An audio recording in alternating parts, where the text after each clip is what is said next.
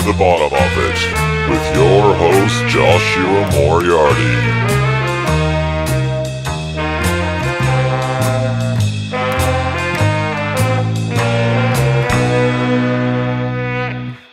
Hello everybody, how you doing? Me, your host, Joshua Moriarty here. How's things going? What's going on out there? What are you doing? I don't know. What am I doing? Talking into a microphone by myself in my studio. I was actually talking to one of an episode of the podcast that is yet to be aired, so I won't, I'll keep it mysterious. But we were discussing, he also runs a podcast himself, and we were talking about how there's sort of a dread that you have when you don't want to have to do these introductions. There's something funny about talking to yourself in a room by yourself into a microphone in a studio by yourself, and knowing that there's an audience out there, but they're not there while you're recording it, so you've sort of just got to make it up as you go along. I think I'm getting maybe a little more comfortable with doing it. I'm not sure. We'll see how we go. What's news in Joshua Moriarty land? Been DJing a whole bunch. Been playing a lot of DJ spots. What do you say? I've been spinning. I like to talk about flipping the black pancakes or getting behind the wheels of steel. But in saying that, I don't actually flip the black pancakes at all. I just use the CDJs on my computer, so I'm completely full of shit. So ignore that. Just got back, went to Mexico, had a couple of DJ spots there, which was really, really fun. Been enjoying that. Hey, but enough about me. Today's guest is the one and only Liam Finn, a guy that I think is a truly brilliant musician. I've known him for, oh my lord, it's been nearly 20 years now. I was thinking about it. I've known him since he was about, he and I were about 16 years old. I remember his first band, Betcha Duper, from Auckland in New Zealand. I remember they came down to Wellington to play, and we saw them at the Civic Square there. I couldn't even remember the name of Wellington Civic Square. I was calling it Federation Square in my brain, but that's Melbourne's town centre, I guess, because I lived in Melbourne, haven't lived in Wellington for so long. But anyway, yes, saw them in Wellington at the Civic Square, and I remember being very, very impressed. They were excellent. And from then on, me and the other guys in my band at the time were fans. We were very close with Joe, the bass player in Betcha Duper, so we kind of hung out with them a lot whenever they would come to town, and we were always, a little jealous, but also very, very proud of them because they were such a brilliant band, and pretty much whenever they played, they either blew the other bands off the stage, or when they were playing with the big acts, like when they played with, bands like Pearl Jam and Queens of the Stone Age, they completely held their own next to those bands, which is incredible because they were so young at the time. I think I saw them playing with Coldplay maybe when they were 18, and they were just, so good. So anyway, we hung out a bunch. Liam moved to Melbourne with Betcha Duper, and then those guys took off to London, and then not long after that the band broke up and Liam went solo. So he's put out 3 records since then, and the most recent thing he's been working on, which we discussed on the podcast today, is his new record with his dad, Neil Finn. So what did we talk about, me and Liam? We talked about him being he's a new dad, recently a father, getting his Twitter hacked by someone in Mount Maunganui, which I feel really, that's like a terrible thing to have happen, but I just love the fact that it was by someone in Mount Maunganui. That made me chuckle. We discussed all sorts of things. Anyway, enough rambling. Here we go, ladies and gentlemen. Liam Finn, enjoy. It's like you know that you've gotten better because you're older, but then also I wish I could kind of be the young person who could just do things completely made up without knowing anything at the same time. And feel a bit better about being earnest or something. I think lyrics have gotten way harder to write as I've gotten older because I just... More critical. Far more critical, but I don't know if my lyrics have necessarily gotten any better. No. You just throw more brick walls up, to be honest, I think. As you get older, you're like, I can't do that. I can't sing about that. Or my biggest one at the moment is, if I sing about like that, maybe it'll happen. Because I'm sure, have you had experience of sort of prophesized sort of lyrics? Some sort of, for sure. But I don't know if you've just made it up that it was a prophecy. And then trying to make sense of your own lyrics and go, it happened a year after I wrote it. I never knew it was going to happen. And then there's people like Cypress Hill who just write about smoking weed and then have weed thrown at them every show they ever do. That's quite a good self-prophecy. Well, I don't reckon... reckon... be smart about it. Yeah, I don't think that Snoop Dogg was getting all of the blowjobs and everything initially. No. And probably most of those guys, but the more they just keep bullshitting about it. Yeah. But I don't know what I want to manifest. Yeah, it's not that cool to sing about happiness and good times. I mean, unless you're a party band, which, you know... How many happy... Like but Bet You Dupe used to have happy songs, I feel like. Were you happier then? Oh, no, I wouldn't say happier, but I definitely... Maybe I just don't like happy music as much these days. I don't know if I ever did. I guess the Beatles were happy-ish at times. Definitely, I would call them a happy band. But then I guess it kind of got... No, Paul McCartney was... Has Paul McCartney written as many sad songs? Well, he wrote like Yesterday and... It is sad. Hey Jude. Yeah. Hey Jude doesn't really feel that sad, though. No, I guess it's because it's got a triumphant... Oh, yeah, I guess so, yeah. Triumphant ending. Depends what you think sadness is. Yeah. When you get real deep. Yeah. So you've been working with your dad. That's the most recent thing? Yeah. Is it all... The album is finished? It's just got mastered last week. So... Who did you do it with? The mastering? No, fucking mastering. Well, I'm quite stoked because it was Bob Ludwig who mastered it, who's like the creme de la crop. He's the bestest? Well, I mean, I grew up believing so. Maybe that's because I knew that Dad used him and he was like, oh, he's the best. Okay. And I've never used him before, so this was a treat. But we don't have to talk about mastering. I can't, but I'm interested. Sorry, Bob. It is really boring, but I have noticed occasionally it does make a difference. I think since I've gotten more into production and recording things myself, I've definitely noticed what that stage of the process can bring. Yeah. Mainly in the sense that, like, I really love demo-y sounding recordings, or at least using demos or the sort of unique and eccentricities of demos kind of capture something. But if you have a really great mastering guy, he can make that sound as... Well, not as hi-fi, but he can make it sound as loud and as wide and as full as anything. Do you reckon that they can do more, they can kind of take an average demo and as opposed to just having to mix your average demo better? They can't make an average demo sound good. I think it's more like if you've got a demo that has that je ne sais quoi. I do know if when you say a French word like that, I don't know if I'm saying it wrong. Is it je or je? Je. I love it when... Sounds pretentious. It's good. I like it when people... they say the word in the accent. So you go to the cafe and you say, I'd like 2 hot chocolates, a couple of those cookies look good, maybe an English breakfast tea. Oh, and actually, pass me one of those croissants. Yeah. And then you feel like a massive... All the people who just chow out. I think you're supposed to do that when I think we've got too much shame as New Zealanders to put on the accent. I know, I never want to do it because I feel like a prick. Oh, shame. But you're back to nerdy sound things. Of course, that's what we're here for. I think you've got to have a level of. It doesn't have to be well recorded, but it's like stuff like Daniel Johnson's recordings. Some people would say they sound terrible, but others would say they sound beautiful and interesting, and and a mastering engineer who knows how to preserve that aspect of it, but then beef it up so it doesn't sound completely out of place if it comes up on a playlist. Of course. The same goes with old, Ethiopic jazz music. In some ways is recorded quite distorted and shoddily, but not really because the gear they probably were using was really good. It just of a different era. Yeah. But that.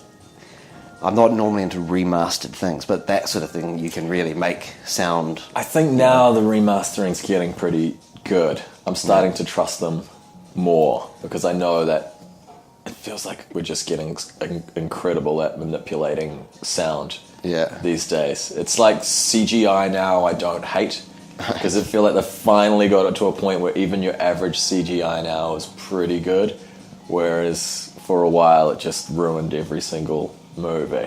Well, I watched Stargate last night and I was really glad there wasn't CGI. Well, there was probably CGI, but there was the animals on the other planet are models Yeah, or or puppets. puppets, Yeah. and it's just so much better. It is always so much better. There's so Yeah. much more creativity in actually creating a world.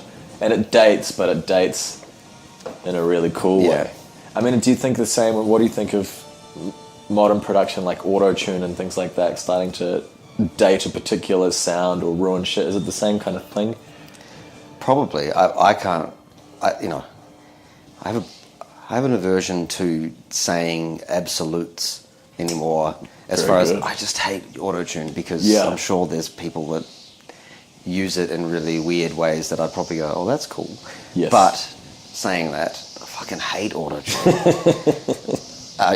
All that kind of stuff. I mean, I'm not against any kind of modern technique to manipulate music at all, but I do think that there is some things that start getting in the way of the emotive aspect of a song, and that's kind of the only thing I ever want to preserve, whether you make a digital piece of music or an analog piece of music. I think as long as the song's kind of not being messed with as far as its intent and its connection to other, or relatableness to other people. Yeah, of course. Well, this is a question that I ask everyone, is do you have a musical ethic, something that you always try to do with everything that you approach musically? And is that something for you? Or you're talking about demos having a magic or just keeping the... I think there's a performance aspect of it, of a demo. You don't double guess yourself, because you're not really thinking anyone's going to hear it. You're trying to put an idea down as quick and as sort of, move quickly as possible so you can get all the idea out before it disappears. And I think there's something to be said that happens there when you're not overthinking anything and you're not self-conscious. And I think that's the biggest plight in my life is overthinking things and trying to find that streamlined way of, it still happens, but it certainly doesn't happen every time I go into a studio of putting those walls up to stop that flow. And I think that this is another questionable topic as well, but I feel like that's why heroin has produced a lot of music that we really love, is that maybe that inhibits that self-consciousness or that wall that people throw up that stops that creative flow or that, double guessing. But not that I would ever glorify use of...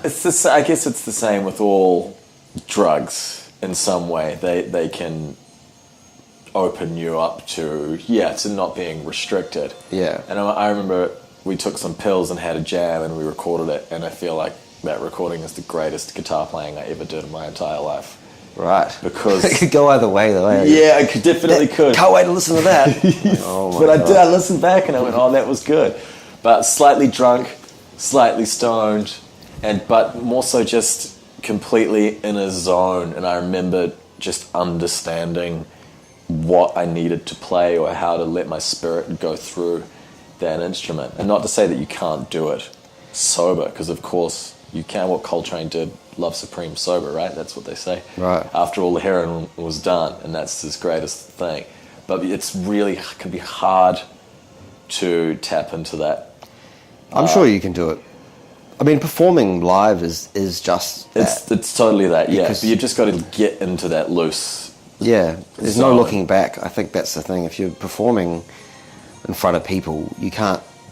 Well, some people do. It's always really embarrassing when someone stops a song and starts it again because they didn't do their little lick right or something. Yeah. But I do think that that's the beautiful aspect of performance, and what is a shame that there's less 100%, live music these days, because there is that element of danger and there is the element of no going back. And I think that if you can find that same spark while you're performing in a studio, which is quite rare because you always know you can stop.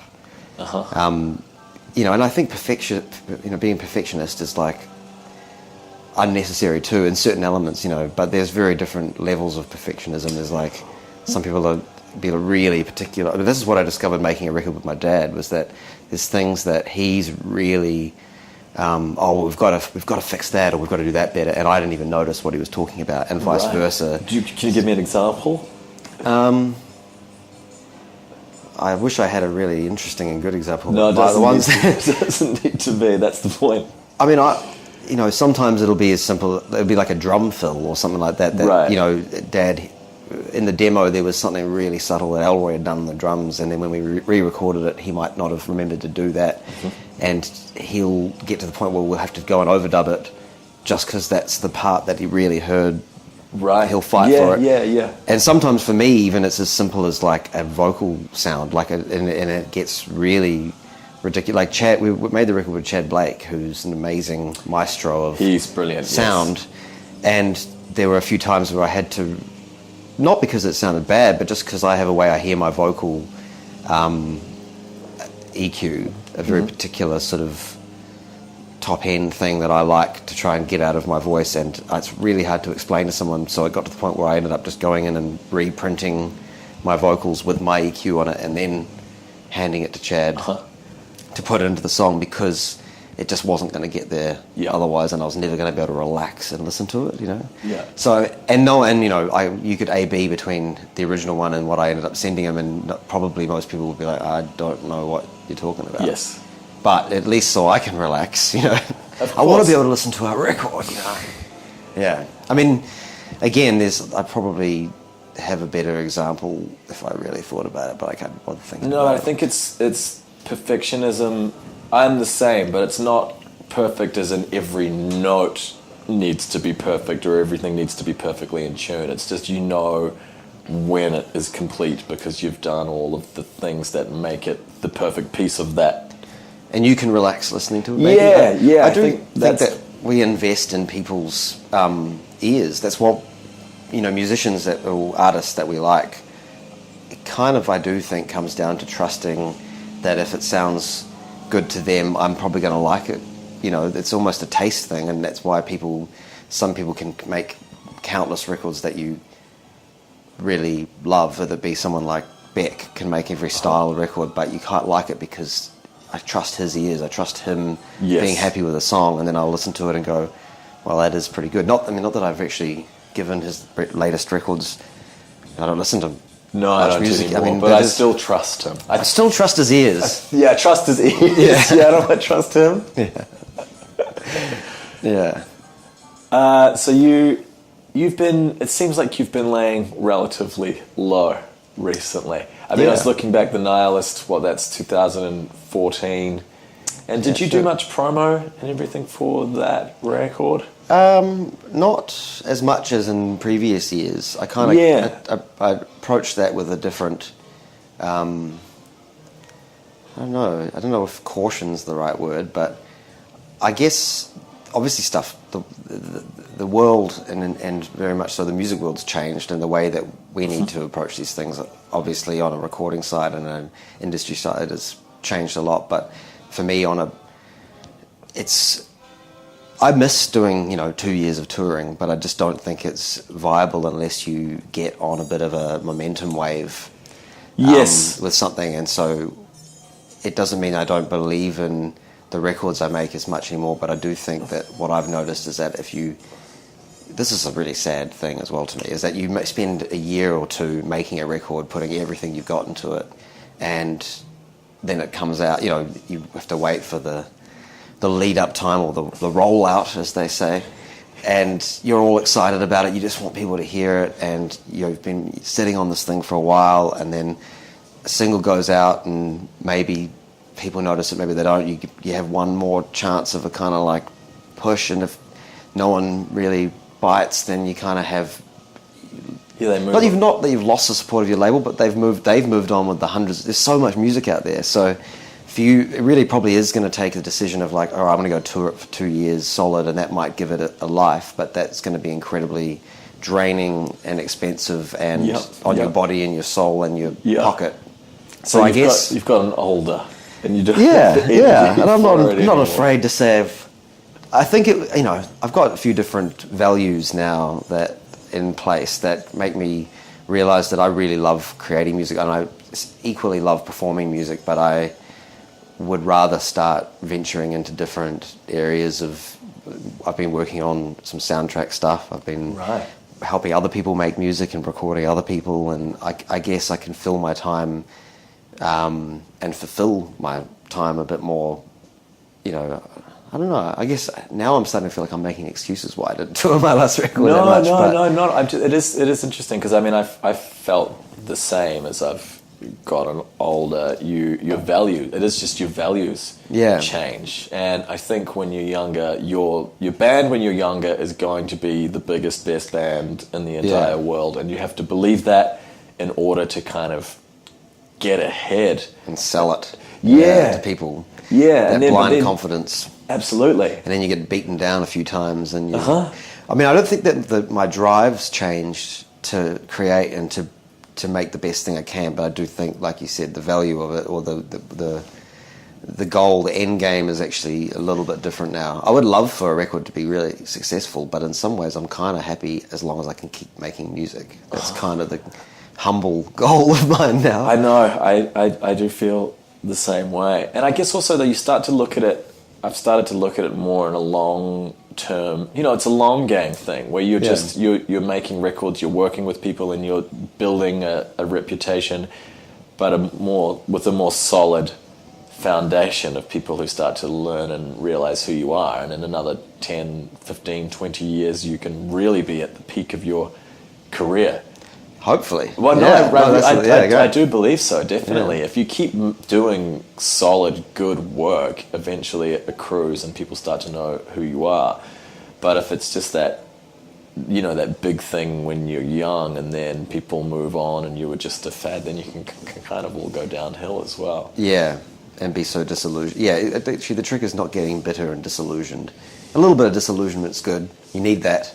You need to be a little angry. Of course. But, no, I mean, I agree. I definitely think as well is that the idea of a record having its place in time, you never know when someone's going to discover your music, and they may never, but at the same time, I certainly don't feel like I'm consciously ever following a trend in what I'm making, and sometimes I don't think what I'm doing actually doesn't really fit in. The Nihilist did okay. It just didn't. Like I said, I didn't spend a long time touring it. The touring that I did do was really great, and I got more into the idea of having a residency in cities that I either lived or liked being in. I'm very into this idea. I've been thinking about it as well. Yeah, and I did it in New York for 4 years, and every time I did it, I thought, well, this is great. It's going to grow. Like if you do 4 weeks once a week for 4 weeks, and each show develops, and you have different friends get up and do things, and you feel a little bit connected to the place that you're in for that month. And I had this goal that I would just pick 6 cities a year and go month on, month off, but spend a month in that place, and hopefully in between the shows you've found somewhere to write and record, and you can maybe work with people in that city, or this is the big grand romantic scheme of it all. And then I did 4 of them in a row over 4 years in New York, and then I tried it in London, and it was great, but I think the way with the promoter that I did it through didn't quite get my concept, and it was really hard to buy tickets. It should just be like a $10 on the door thing where people can turn up, real simple, cheap. It's not a money-making scheme by any means. It's just trying to create a happening and something that feels unique. And anyway, it didn't work quite as well in London, even though I felt familiar with the place and surely this will be great. So maybe I sort of after that, and also after finishing a record campaign, I was like, I'm just going to go and just keep writing for a few years. And then my wife and I had a baby, so that kind of changed things. And all around that time, I'd been doing shows with my dad for the first time, where we'd been playing my songs as well as his songs. Like I've played in his band for on and off for years, and it was sort of my rite of passage growing up. But now, after so long of doing my own thing, I guess it started feeling right and exciting to play shows together and play songs of his that he doesn't normally get to play live, that I miss, from his back catalogue, and then vice versa. There's songs that he always liked that I never used to do because it didn't fit into the kind of the band or the solo thing that I was doing. And so we got quite excited by that, and after a few shows we realised, well, it'd be cool to have some of our own stuff we'd done together to do. So let's talk about it. We happened to be in the UK, and we thought, well, we should talk to Chad, because that seems like he's made records with Dad for years. He's mixed stuff for me. It's like he's a family friend. He's someone that we don't get to spend as much time as we would like with. So that's kind of what music's about a lot of the time. Yeah. It's just starting bands with people that you like so that you get to spend time with them. Yeah. And then so we went out to Wales, where he lives in like middle of nowhere in Wales. Wow. He's so isolated. He's just moved again into further isolation. I'm not even allowed to say what area he's living in instead. But and just we had a full lunar eclipse that night that we were there, and it felt auspicious, and we chatted about what we were hoping to do, which, to be honest, was kind of, you know, a kind of let's just see what happens kind of thing. We didn't have any grand plan of like we want it to be a real songy song or lots of harmonies, or we wanted it to be a rock. You know, we didn't really have any concept other than just to see what came naturally out of us. Did you have playing together little bits and pieces before you went in? I'm sure, or not really. Well, we did. We both had, you know, like the songs we'd been writing recently that we brought to the table, and some of those, maybe one or two songs each, made it into the kind of recording thing. Okay. But a lot of that stuff that Dad had has just become his new record that he did that I helped produce back in this last year as well, which is sort of a separate project but felt connected in a different way. He did it all live with an orchestra and choir, and streamed it live on the internet as they recorded it in one night. In 4 hours, recorded a whole album. That is very cool. And mixed it over the next 2 nights, and then Bob Ludwig mastered it, and it was out within a week of it being recorded. Anyway, that's a whole nother story. I'm not here to promote Dad's record. But yeah, so it was, you know, he had songs and I had a few songs, but most of the record came from waiting for Chad to come over. We set up in Mum and Dad's house in the top room where a lot of our music, both of our music's been made, and just jammed. Yeah, the top of Roundhead, and literally just jammed, made little drum machine patterns on, you know, either, you know, on really cool old analog gear and on iPhone, you know, kind of like... Yeah. And we realised that we actually both these days write in a similar way, which was, you know, getting excited about a sound or a little rhythm or something, and then just throwing heaps of stuff at it, and then meticulously going through and carving out the bits that we liked. It became a very much, a lot of it became a sort of edited down jam kind of record, that we then approached with vocals and stuff like that, and which this is kind of what seems to happen every time I make a record, is that what you do for your last record you fight against with the next one. And I certainly think after this experience, both me and Dad are kind of, hence him making a record live in 4 hours, we're both kind of into the idea of not having to edit ever again, because this record, at least how we wrote the songs, was a real kind of like, all right, that bit's good, let's cut that up and loop it, and then we'll relearn it. So when we made the record, we performed it and stuff. But you know, it was definitely, it felt like the most exciting stuff we were doing at the time was made from completely quite weird atmosphere, little sultry lounge jams. That's cool. What they sort of felt like. Do you ever struggle for inspiration, or is there always stuff bubbling away? I feel like there's a bit of a disconnect between my head inspiration. You know, there's always those late night Ganji notions you have that are like, oh, that'd be a great idea for a song or a vibe for a thing. And then when I actually go into a studio or my room and start writing, I never remember what that was, you know. And okay, you don't get your iPhone out and whistle it in there, so you... I do, I never listen to it again. But I mean, I've realised recently I've got to be a little bit more methodical about these things, because it is, I do, like, again, I think the older you get, the more of a chore it seems to, well, not chore, but like, you know, it seems a bit harder to indulge when you're feeling inspired. You're not always in a position to be able to go away straight and write things, especially when you have a baby. Of course, that must be quite tricky. So I probably need to be a bit smarter these days about, okay, write notes or sing into the phone, and then when I go into the studio, start from... Yeah, you've already got something there. But no, this is all still new ground, you know, uncharted territory for me. So I'm still waiting. I'm really excited about going to start something new, because we've just finished this record with me and my dad, and it was a very enjoyable, most of the time, experience, but a very long-winded thing, because we recorded it all during my wife's pregnancy, and then we kind of tried to finish it off just before he was born, and it was pretty hard because stuff was crazy. Yeah, of course. And then we got 90% there, but then had a baby, and so I couldn't, at least for the next,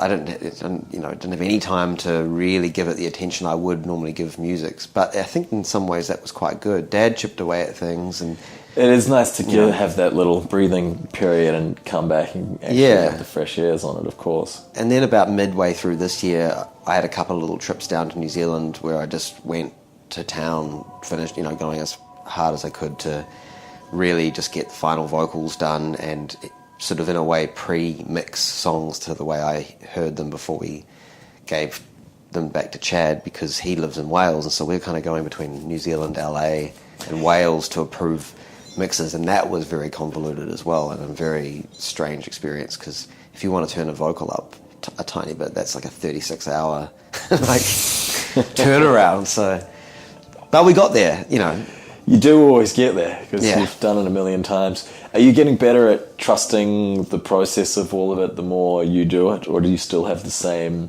stresses and anxieties while you're in the thick of it? Yeah, definitely. I don't think that'll ever go. I mean, I can judge all this by watching my dad make music, and it, He still gets tormented. Yeah, he doesn't the same way. It doesn't.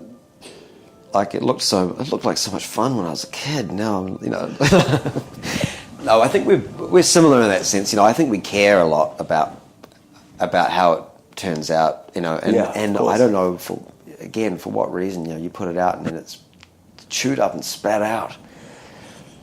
Yeah, I don't know yet. I don't think any of us quite know what's going on or where it's headed, or whether there's just no value to it anymore at all, or whether people do find it however long down the track. I mean, the album The Nihilist, that's not even, I tried to find it on Spotify and it wasn't there.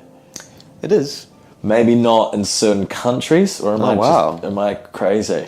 I mean, I am almost proud of that, if that's the case. I'm like, I mean, go on. Well, I think I bought it off iTunes or Bandcamp or something. Right. But when I went to go look on it on Spotify, the FOMO and the I'll Be Lightning were there, but... I wonder what Spotify region do you belong to? I don't know, because maybe it's Australia, but maybe because I'm in the That'd be so weird if it was not available on Spotify. That's like pretty much the first thing a record company wants to do these days, is make sure it's placed well and it's on playlists on Spotify. We'll have a look after and I'll double check, but I'm pretty sure. I can't tell. There's like 50% of me that's really proud and like, yeah, fuck yeah, that's like outsider, and then 50% of me going, what the fuck? Who the fuck did? I know. It's I think that's why releasing things yourself sometimes now can be better, because you put it on those platforms that will get it everywhere for you, and then you just do all of your own PR for it. Yeah. I mean, if you can record it without a label needing to pay for it, then you can kind of just promote it yourself. It's true. I know. I think that because we're figuring that out literally in these next 2 weeks of what label and if a label to put it out. Because is there a family label? Do you guys have a label yourselves? Well, technically it's if what a label is who paid for your record, then it's been paid for ourselves, and so. I've had my own imprint because I've paid for my own records in the past and then licensed them to labels. Yeah. Which was called New Adventure, but that sort of was just a title, and that was literally, it doesn't mean anything. Yes. Same with Dad's got Lester Recordings, which is just our old dog's name. And I've used Lester Osborne as my pseudonym, as when I've done side things, because that's my porn name, your pet and your street. So no, I mean, basically we're at that point now where it's like we could self-release this, and there'd be a lot of people who like my music, and obviously there's a lot of people that know and love Dad's music. Yeah. So there's sort of a fan base there, and that's wonderful, and we love them all. But it's, you want to get your music in front of new people. That's always, without that being. Not even an ego thing. That's just a thing to do with making music and wanting it, of course, to connect with people. And if they don't like it, that's fine. But you want them to have the chance to hear it. And so I think... And you're better than most people. You know that you... Yeah, so I think a label can... we don't want to spend a lot of time having to think about that aspect of it, and a label can still do that. So I do think there's some worth these days still with being with a label who are going to...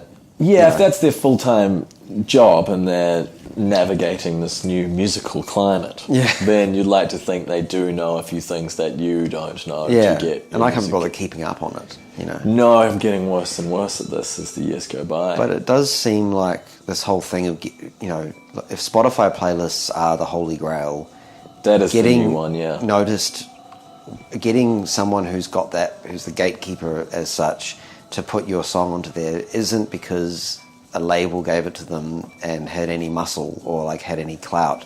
It's kind of because either it's just that good and everyone listens to it and goes, what's this? Which hopefully that's what I'm relying on. Or you're a young buzz band, or there's such a...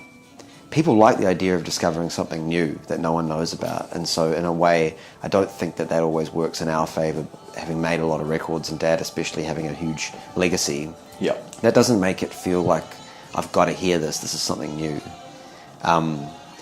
So how do you approach that at these points in our career to present this record in the way where the music gets to speak for itself without any preconception of who we are and what we've done before? Because I think that's Well, I was relying on you, Josh. I came here thinking you'd have the answer. So sorry. I don't know. I mean, as a musician, are we supposed to be bearing these? These seem like really boring and very unromantic ways to be looking at releasing music, but this is kind of how we're forced to. I mean, if you care, which maybe it'd be nicer if we just didn't care, and maybe I don't. I don't think you care that much. I think you care a bit, and then you stop caring, and then one day you go, "Oh, for fuck's sake!" again, and then you kind of just go, "Oh well, this is the way it is." Yeah. I mean, I think as long as you can keep, like you said, as long as you can keep doing what you're doing and turning up and playing gigs, and people show up and clap at you. Yeah. And you have the opportunity to get into a studio and do it all again. Well, that's the thing. I do think that you can't... There's no replacement for live music. There's no pirated live music. No. And people certainly, the big corporate promoters and stuff like that, have certainly found a way to make and drain as much money out of that whole thing. But there is always going to be a want for good performers and good songwriters to play. And so I think they're shining through even more now as well, because I think the standard has gotten pretty low because of everyone making computer music. They're not so equipped to perform, or they don't have the chops. Yeah, kids don't care though. I've noticed. I mean, I don't. If someone's a great performer and they pretty much karaoke their music, what I've noticed is that no one gives a shit. Yeah, but that's if they're a good performer. Yeah. Which I'll always take a good performer, but I just don't think there's that many of them as well. Yeah. I guess. But yeah, kids will fall for most things because they're... Yeah, I don't even know if it's a matter of falling for it. It's just they don't care. I don't care if it's being... I don't care if he's performing, if he's playing it live. I like this artist and I'm here to see it. And he got crazy. He climbed that thing. Dude. And I got a good Instagram photo of it. Uh-huh. And... What are your thoughts on all of that? On the social media, you're a big poster? I change... No, I'm not. But I go through Maybe little that's phases. why you're not as popular, because you're not I'd say there'd be a lot of sense in that. But I go through phases because I get all fuck it. And then, I get subversive and feel like I'm cracking myself up being obtuse, and what I think is funny is I'm, taking the piss out of what feels like a very earnest generation of posting. Uh-huh. And people just reply earnestly thinking you're really serious, and I'm like, okay, good. That still tickles me. I still having a giggle at this, but I can't wholeheartedly delve into it. Dad's a prolific tweeter, or at least he used to be. I don't have Twitter anymore. Twitter, oh God, I can't tell what's boring and what's interesting to other people anymore. Not that I've meant to do with this podcast, but I just, even talking to you, I was about to tell you about how my Twitter got hacked by someone in Mount Maunganui, actually. I traced their IP address. And they blocked all my followers. And I signed up to Twitter when it first started. I was way into Twitter before anyway. And I had a lot of followers, more than I did on any of my other social media. And as we all know, these things are, they're basically monetized almost. Like your followers are your clout of whether someone decides to book you at this festival or something, you know. So it was that was actually, I didn't tweet much, but at least if I released something or was touring, I could use it. And at first, I couldn't even get the account back. Twitter didn't reply to me. Wow. This is me really I'm just basically a big anti-Twitter story. Purely because they wouldn't help me. And then eventually, from posting on other social network, hey, can someone suggest what I do? This is my situation. An old friend who's a musician knew someone at Twitter in San Francisco, or wherever the hell they are. Yeah. And wrote to them directly and said, can you help my friend out? And they did. I didn't talk to anyone particular, but all of a sudden I got responses from Twitter and they went, we've reset your account, here's new login, change your things, basically gave it back to me. No, I lost all my followers and I wrote back to them going, yeah, but can you restore my followers? I'm a musician, this is the only reason I have it. And they were like, nah. And they didn't even say sorry. If they'd said, I'm sorry, we can't do that, it's, I would have maybe gone, well, that, but there was no remorse and there was no even like. I'm noticing a lot of people not wanting to take responsibility for a lot these days. Yeah, though. A simple sorry. I mean, just someone be the one who goes, okay, yeah, I'm sorry, but usually they go, well, it's not my fault, and they just Normally in America they're good at this. Like I like how over here, people don't feel personally attacked. If you call up to complain about something, they know that you're not meaning them, they don't get edgy with you. They're there to pretty much, customer support is like, I'll sort you out, don't worry. Whereas back in New Zealand, if you call up someone who doesn't give a shit about their job, but you go, I'm actually calling to complain about this really valid thing, they're like, oh, you are you? And they kind of take it personally and be a bit of a dick to you. And that's one thing I noticed going back and forth between the two countries. I'm like, I want my friendly customer support. Yeah. You're enjoying living here, though? I am, yeah. It's been a while now, hasn't it? So, LA for a year or two? A year and a half, but New York before that for about 4 or 5 years. Right. And I mean, I was spending a lot of time here, which was why I moved here. And I really love living in America. For all its shades of of everything. It's a bloody melting pot of everything beyond culture and politics. It's just. That's the aspect I really love. Does feel like it's in some ways, living in LA obviously is very different, but it's very progressive. And, I live amongst so many different cultures that I'm right in the middle of every day and interact with. And, I feel like I'm almost being careful how I say it because I don't want to sound like I'm like, oh, it's just so great being over here with all the different cultures. I love the foods that because it's certainly not a well-travelled man. It's just the fact that it feels a little bit more real at times. Yeah, I mean, you just follow the path of your life, though, don't you? And this is where we've ended up, and it just feels like a really nice, good place to be at this moment in time. Yeah, I feel that, like, I love the fact I get to go home to New Zealand for Christmas and stuff, and I have done almost every year for the whole time I've lived away from New Zealand, which has pretty much been since I was 20. But yeah, it's true.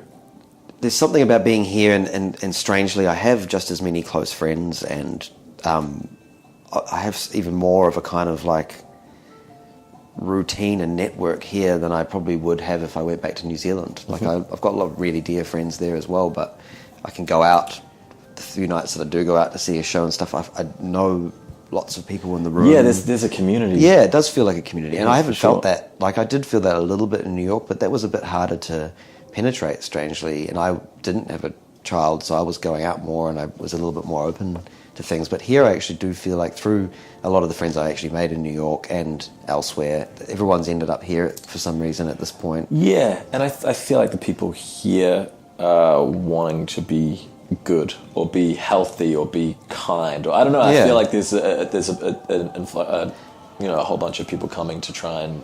The weather helps, I think. 100%. Yeah, they're not lying when they say that. I know.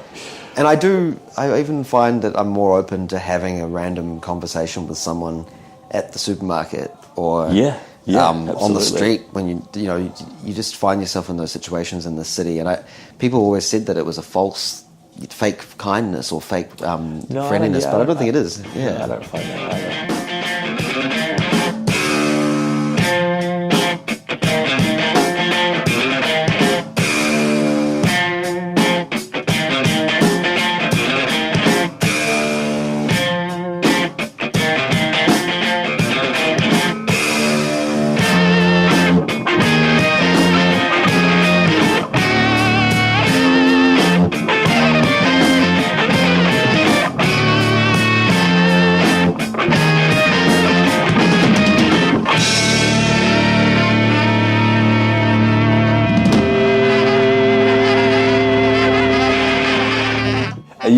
Are you optimistic about the future of the planet, or do you think it's all going to turn to shit? Depends what state of mind I'm in, and that I wake up some days with. Well, now you got a child, I guess you must think incredible dread and anxiety about everything, and then other days I'm like, oh, what am I? Like it's all a farce. We're all kind of being.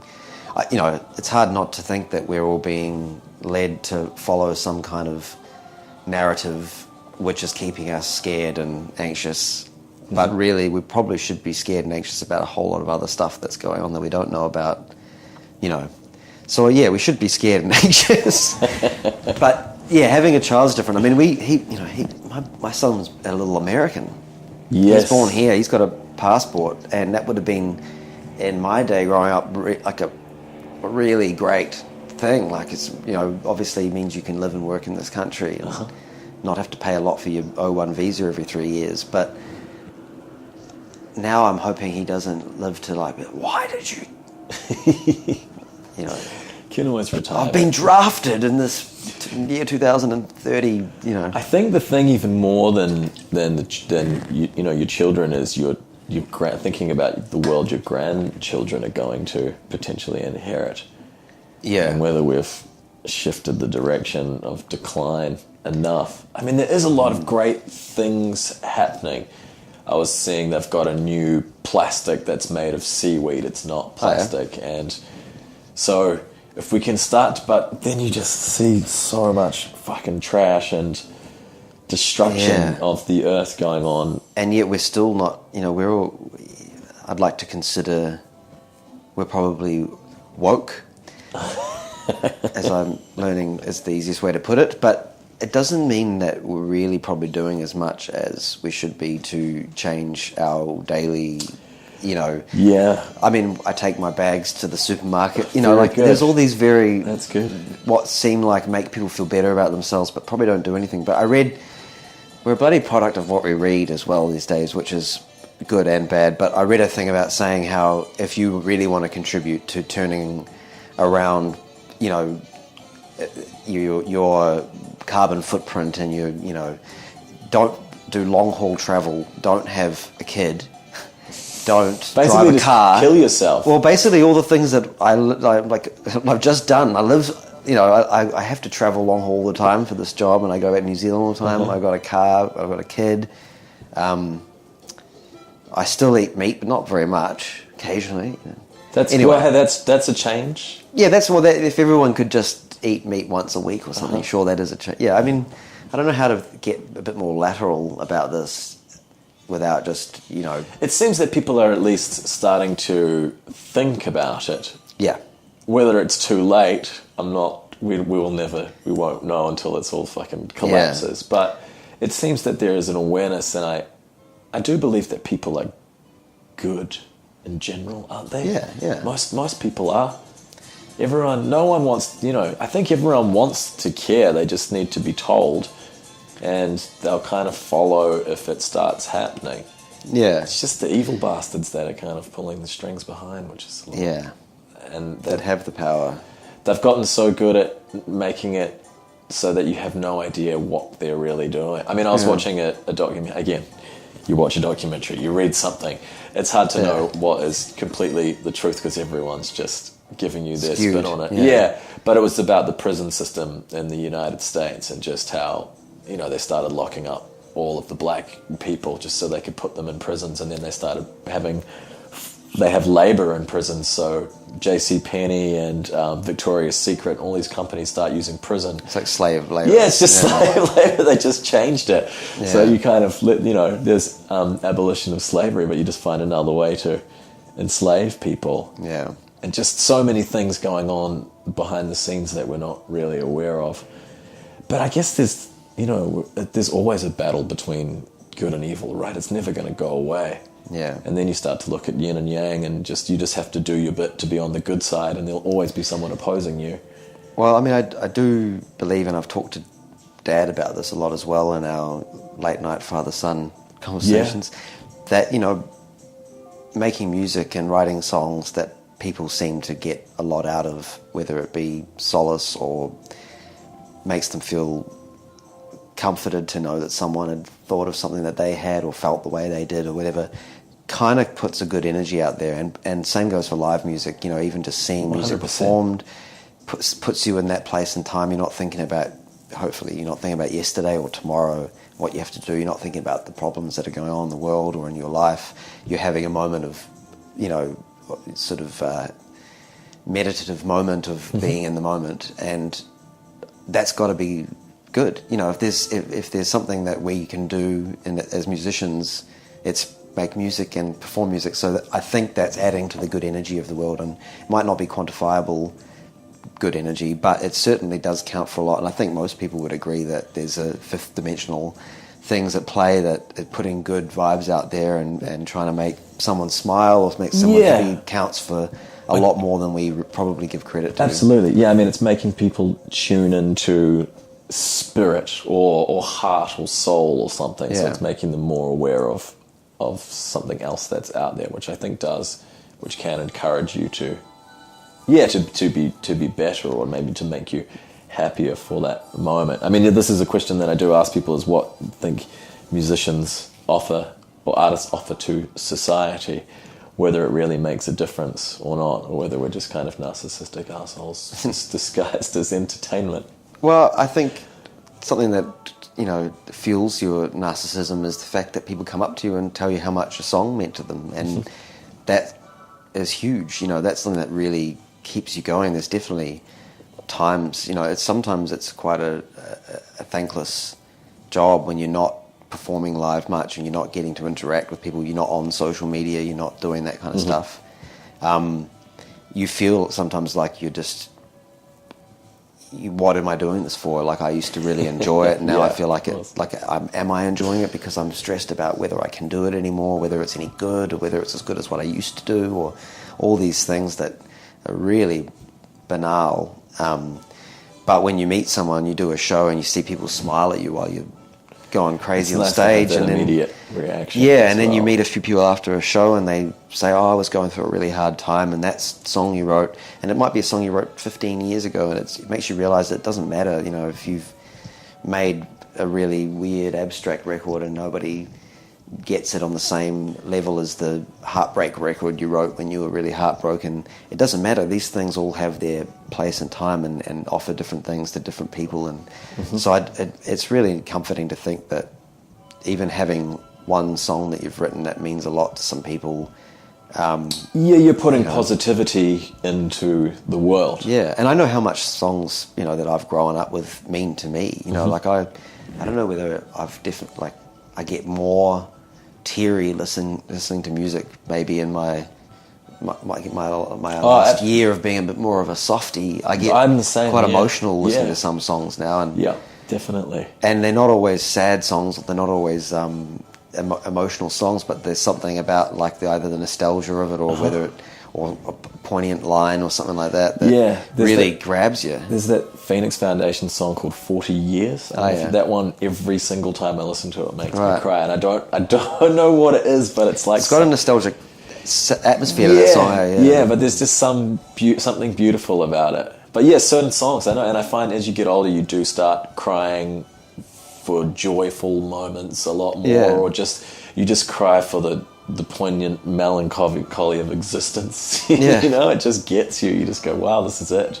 And that inspires me every time. Like it's that kind of feeling. It's a good feeling, isn't it? Yeah, when you it get is. that, I love it. It makes you feel alive. And it's really it's such a unique. There's nothing else that feels like that, because it's not real sadness, yet it has a... No, it's joy and sadness and everything all Yeah. kind of woven into one, which is what it truly is to be alive, I think. Yeah. And yeah, I mean, if you can do that for other people or have that effect on others. It makes me excited about music again when it happens to me, because it makes me feel like I still have something to offer. If I can find it's just finding ways to express yourself with more years under your belt. I do think that that's a huge thing of when you finish making a record, you kind of like, well, especially as a solo artist, I've found a lot of people I know that are solo artists as well take 4 years between records, because when you're in a band, you've got a little bit more of collective experience in there, and you're egging each other on a lot as well, and you're writing songs about things that actually may have been fabricated through a funny discussion you had, or a good line comes out of a bit of banter, and I miss that, and I really, I'd love to be doing that again. But I do think as a solo artist, you need to go and live a bit more before you actually feel like you've got anything to say. So it's easy to beat yourself up in that time in between to feel like, why am I not feeling inspired? But I don't know. I mean, I'm saying these things as trying to almost reaffirm them in my head of like, no, you've got to go and that's what not beat yourself up. And this is a mild form of psychiatric. Yeah, well, you're sitting in a very psychiatrist-like chair, and I'm on the couch, and so I've got it set up like that. Yeah. Well, that's kind of what this is. It's just kind of the reason I started it was just to have these discussions, and no one has an answer, but it's just we just kind of go around and round in circles. They end up being not obviously similar in content, but the conversations are they similar in? Do people talk about their insecurities about what they do freely, or are people a bit more guarded? Most people are pretty happy to get into it, I find. Yeah, absolutely. But some people take it more like it's just an interview. Like I'm trying to promote something. Not so much though. I think I've had, because most people I've interviewed, I sort of know them a little bit beforehand, and so I kind of know what direction. If you're already sort of friendly and you've had a few conversations, you know that you can just start to tap into it. Yeah.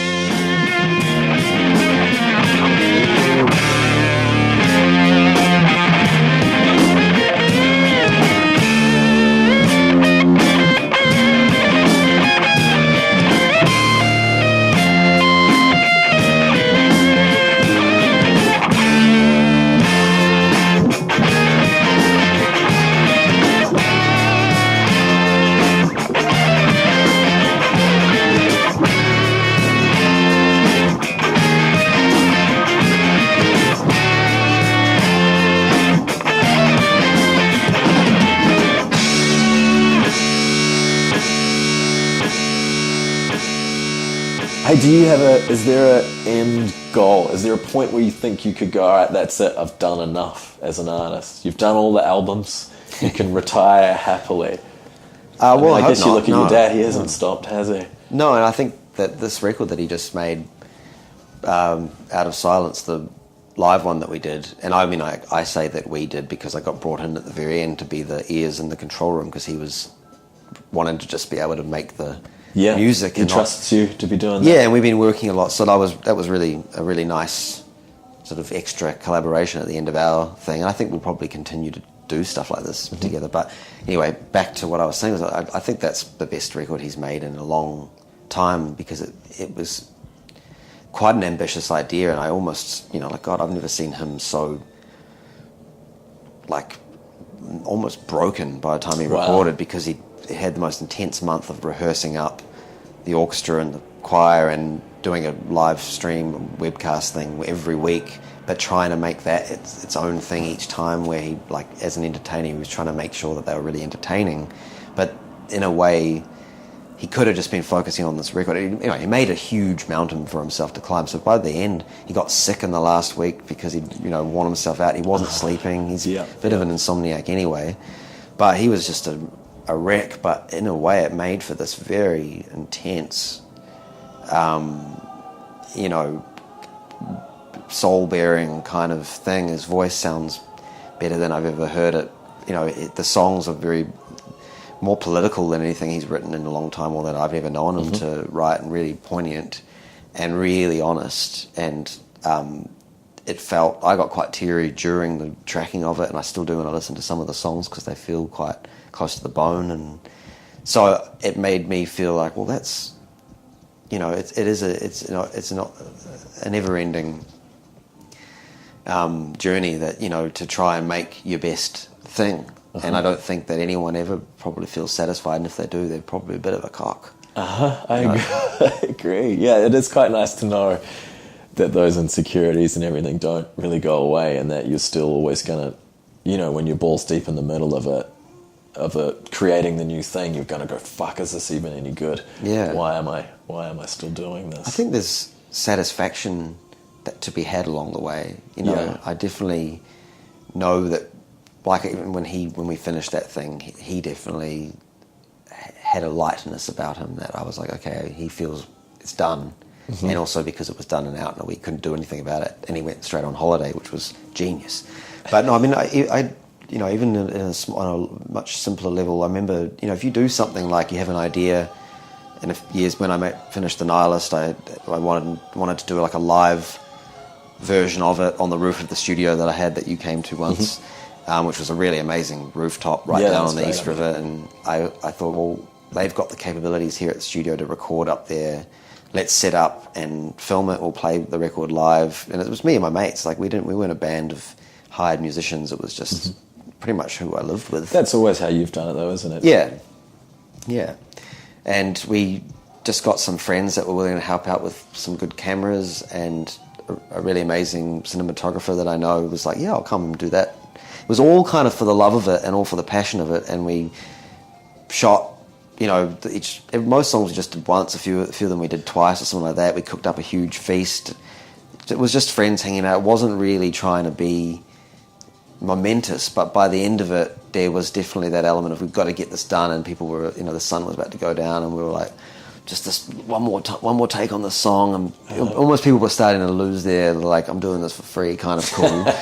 But we got this great last take of Burn Up the Road at the end, and it was all done, and everyone ate, and there was this kind of euphoria in the air, and then everyone went back downstairs and started partying and drinking, and I stood on the roof on my own, and I felt the satisfaction that I hadn't felt in a long time. And it was purely out of the fact of, like, 2 weeks ago I thought about doing this, and then we just did it, and it's done, and everyone, it was good. And it, you know, I guess I guess all I'm trying to say is those little moments, you've really got to take them when they happen, because it's very easy to feel unsatisfied in this job, even though it's actually deeply ridiculous. Yeah, I think you just put your head down and work and get it all done, and it is every now and again you look back and go, oh shit, there's 2 records, 4 tours, however many music videos, this many connections with people around the world, and then you realize what you've achieved. But usually when you're in the middle of it, you're just so in the thick of it that you don't really pay much to what the next thing is. Yeah. But I love that, what you're saying, that ethos of just doing it. You kind of just have to do it, and no one will do it for you, and especially if you're not famous, where there's a machine behind you. Teams of people. Yeah. You just have to come up with the idea, and there's something really brilliant and kind of fulfilling about just getting something done. Because it's hard. It's not easy to do it. Yeah. It takes a lot of motivation. Yeah, exactly. To see something through. And I do think that living in a place like, it's a bigger country like the States, or it probably feels the same, and it was very different, I feel, when I lived in the UK, maybe because I was a different era of my life, but there does feel like the endless possibilities over here, because you can indulge an idea that you have and pull it off, and it validates it as a piece of art. And I find that New Zealand is a really beautiful place to grow up and make art, because you're outside of the rest of the world. It's a good place to get good at doing things. It's a good place to be unaffected by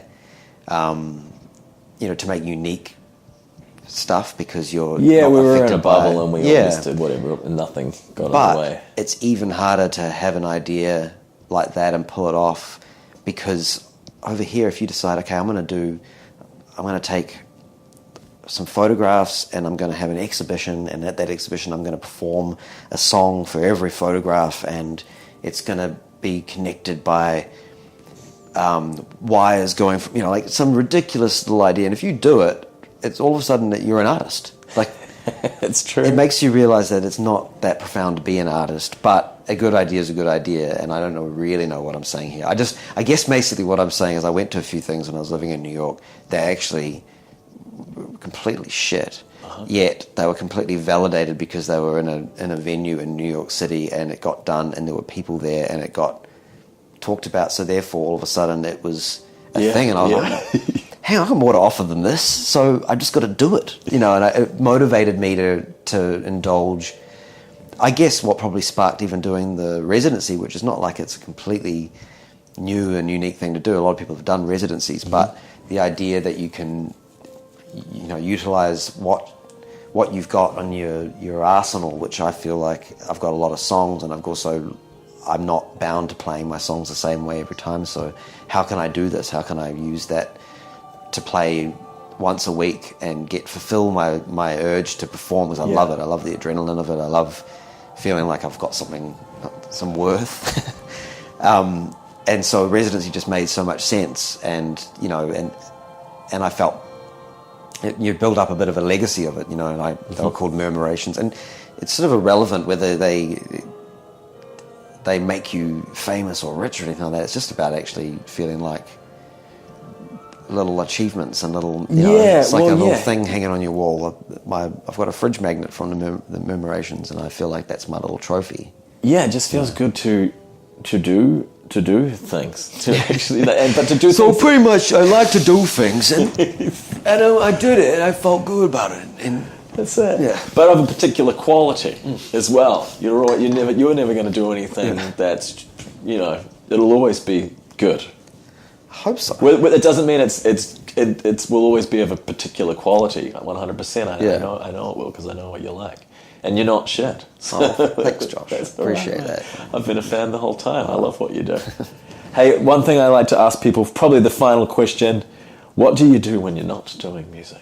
What's your hobbies? Do you have any hobbies? Most people say they don't. Most of the musicians. Well, because I guess music was the hobby, or is. I mean, I like to make things in general. I like to make, I like editing video things. I like taking photos, and But it's all within the realm of your own art. Yeah.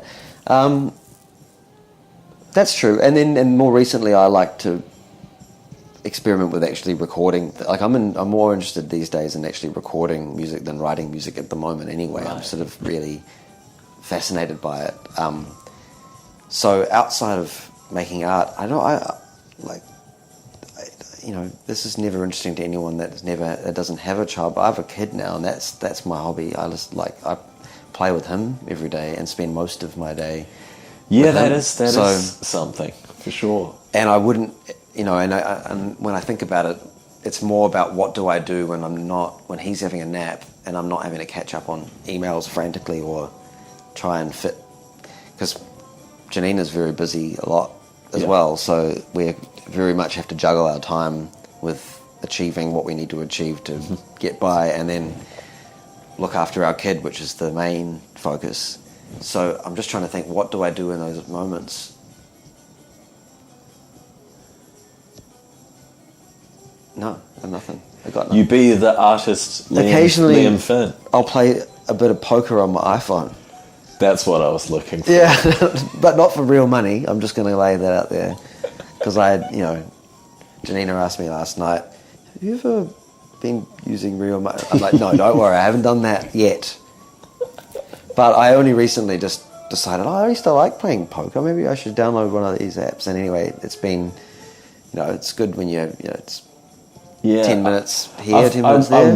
I'd love to find the hobby that actually I do like and want to put lots of time into.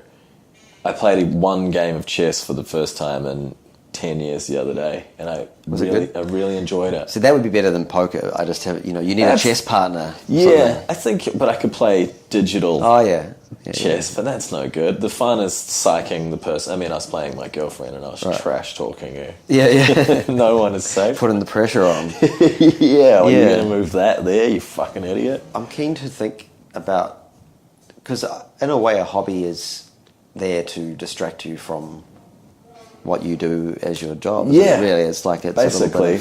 It seems most musicians and artists, their hobby is just doing more other music. Side project. Yeah, exactly. I don't know if I just get sort of grossed out by what a cliche we become as a musician. Or at least I identify with. I do know what you're talking so many about. stereotypes that exist within our vocation. But yeah, even talk. I think it's this problem with being earnest, and it feels like, because there's nothing more cringy than an overly earnest person, which we're confronted with every day through Instagram and stuff like that. And I think that's why it's been brought to the forefront of what I've been thinking about lately, is that I kind of envy yet cringe at how overly earnest, and I'm not that old yet, but I do feel like there's been a generational shift that very noticeable, that 20 to 25-year-olds are very happy to just let it all out, as dorky as it can sound, or as, and I'm saying dorky's a very polite way of putting it, but it's completely unself-conscious, and I think maybe it is that I envy feeling like that again, but I can't handle the. See, it's very unique as well, because it's earnest and ironic these days. It's like you've got this guard up of you can be being ironic, and it's just not really you. I'm not really what I think. But there's this overly earnest, like we care about. God, older people are doing it too on Facebook. It's like we care about the most boring thing you've thought about to post, when people post so much. That's what I don't get. How do people? What do people like? There's no time for hobbies. People just writing on Twitter and Facebook all day. That's their hobby, right? I think is social media. Yeah, that's okay, all right. I'm sort of. So maybe if you did that, maybe more people would hear your records. No, because every time I get so much anxiety if I write anything. Yeah, I'm not into it. Don't delete it, and I don't want to be someone who, like... You'd be terrible. I thought that's a good name for a band, and I'm not probably ever going to do it, so someone can steal it from this, but it would be a good band name as Deleted Tweets, I think. Because there's a whole world of deleted tweets that are probably people's, like, either most honest or, like, bigoted, or, like, slightly realising they've written something, a slur, or they've been criticised about it on other social media, so they take it down, and, like, people have screenshotted it. There's a whole... I'm kind of fascinated by the deleted tweets of the world. Yeah, I think more people could say less, and we wouldn't be worse off, that's for sure. I also think people are wasting good lyrics on Twitter and stuff like that. You know, I have good thoughts. It'll be a one line or something, and sometimes you will go, oh, maybe I should put that as a caption to my Instagram. And then you go, no, actually save it. Actually put it into something worthwhile. I think that's what I do, yeah. Whenever I catch myself looking at a picture, or I could take a photo of the situation, or I could share that thought, I go, no, just keep it for yourself and use it for... Yeah. Put it and channel it into something that's not so fucking vapid. Yeah, and disposable. Whew. Tell like we think it, boys. Hey, Liam, me and you, mate. We got it all figured out. Hey, if you haven't, check out the new single, Back to Life. It's the Neil and Liam Finn single. It is very lush, has all the charm that you would expect from the Finns, and keep an eye out for the full record, which will be out sooner rather than later, I'm sure. There's also Liam's most recent solo record, The Nihilist, which I think is fantastic. There's the song Miracle Glance, which is a real standout for me. His voice is just... Yeah, it sounds quite next level on that one. It's very haunting. And there's also the Betcha Duper albums. There's 2 of those. The second one, Aiming for Your Head. That album is badass. Make sure you check that out as well. There's a whole lot of Liam Finn things that you need to get involved with. And just whatever Liam does, you can always count on it being top shelf stuff. I love it. So yeah, get on board, everybody, if you haven't already. That wraps up today's episode. Thank you for tuning in. Thank you for coming to the bottom of it, being part of the bottom of it, getting to the bottom of it with me, your host, Joshua Moriarty. Thank you. Until next time, take care.